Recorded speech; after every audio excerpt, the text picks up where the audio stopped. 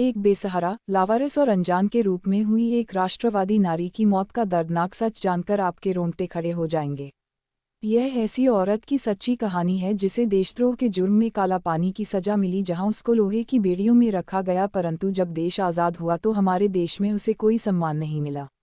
जब उसे काला पानी जेल से रिहा किया गया तो उसके पास ना मकान था, ना ही जीवन यापन के लिए कोई साधन। जब उसने अपना सिर ढकने के लिए एक झोपड़ी सरकारी जमीन पर बनाई तो सरकार ने उस जमीन से उसकी झोपड़ी भी हटा दी। अंतिम समय में उसने फूल बेचकर अपना जीवन यापन किया।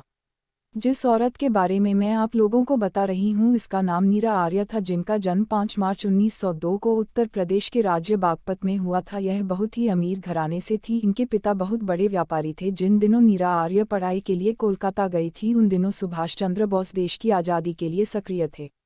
नीरा आर्य भी सुभाष चंद्र बोस की देशभक्ति से बहुत प्रभावित हुई और उन्होंने भी अपने देश की आज़ादी के लिए खुद को समर्पित किया और सुभाष चंद्र बोस की आज़ाद हिंद फौज झांसी रेजिमेंट को ज्वाइन कर लिया और इस प्रकार से वह आज़ाद हिंद फौज में कार्य करने लगी। उनके पिता ने उनकी शादी श्रीकांत से की, जो कि ब्रिटिश सेना में सीआईडी में ऑफिसर थे। श्रीकांत एक सच्चे ब्रिटिश नौकर थे, जबकि नीरा आर्य एक सच्ची राष्ट्रवादी थी और अपने देश के लिए सुभाष चंद्र बोस के साथ मिलकर कार्य कर रही थी। नीरा आर्य के पति ब्रिटिश सीआईडी में थे, इसलिए वह सुभाष चंद्र बोस के ठिकाने को ढूंढ रहे थे। धीरे धीरे उन्हें अपनी पत्नी पर भी शक होने लगा और किसी तरह से उन्होंने सुभाष चंद्र बोस के ठिकाने का पता लगा लिया। श्रीकांत जैसे ही सुभाष चंद्र बोस के ठिकाने पर पहुंचे और गोली चलाने ही वाले थे कि उनकी पत्नी नीरा आर्य ने उनको खंजर मार दिया, जिससे उनकी मौत हो गई। सुभाष चंद्र बोस उस समय वहीं पर थे और उन्होंने यह देखकर नीरा आर्य को देश की पहली जासूसी करने वाली महिला बना दिया।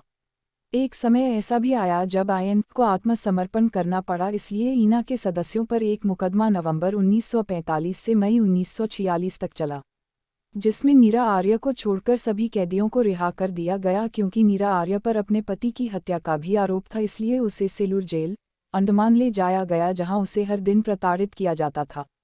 उस जेल का जेलर बहुत ही क्रूर था, यहाँ तक कि लोहे की जंजीर और बेड़ियां बनाने वाला लोहार भी बहुत ही क्रूर था।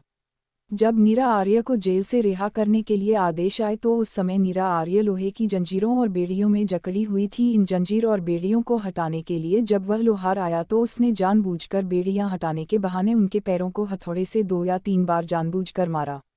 वहां का जेलर भी हमेशा ही नीरा आर्य को इस तरह की पीड़ा देकर आनंदित होता था।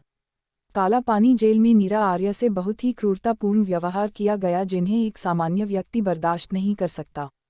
एक बार जेलर ने नीरा को कहा कि अगर वह सुभाष चंद्र बोस के ठिकाने के बारे में जानकारी देती है तो उसको रिहा कर दिया जाएगा। उस समय सुभाष चंद्र बोस की मृत्यु होने से देशवासी बहुत दुखी थे, क्योंकि पूरे देश में यह खबर फैल गई थी कि सुभाष चंद्र बोस जी जिस विमान में यात्रा कर रहे थे और वह विमान दुर्घटनाग्रस्त हो गया था। इसलिए नीरा आर्य ने जवाब दिया कि बोस की मृत्यु एक विमान दुर्घटना में हो चुकी है और पूरी दुनिया इसके बारे में जानती है। परंतु जेलर ने विश्वास करने से इनकार कर दिया और जवाब दिया, तुम झूठ बोल रही हो, सुभाष चंद्र बोस अभी भी जीवित हैं।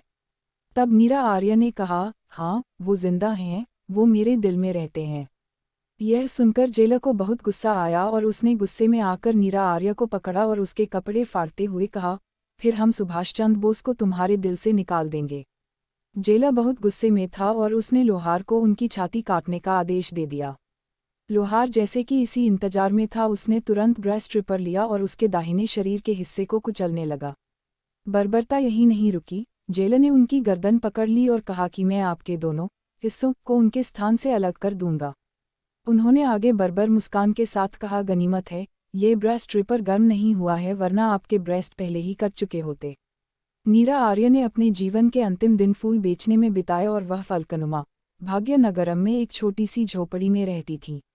नीरा आर्य की मृत्यु 26 जुलाई 1998 को एक बेसहारा, लावारिस, अनजानी के रूप में हुई, जिसके लिए पूरी पृथ्वी पर कोई रोने वाला तक नहीं था। अधिकांश लोग इस घटना से अनजान हैं। नीरा आर्य के अलावा बहुत से राष्ट्रवादी महिला व पुरुष इतिहास के पन्नों में गुम हैं, जिन्होंने अपने देश के लिए कुर्बानी दी। हमें इन लोगों का नमन करना चाहिए और अपने आने वाली इस पीढ़ी को वीडियो को जरूर देखने बताना के लिए चाहिए। धन्यवाद। Please like, comment and subscribe.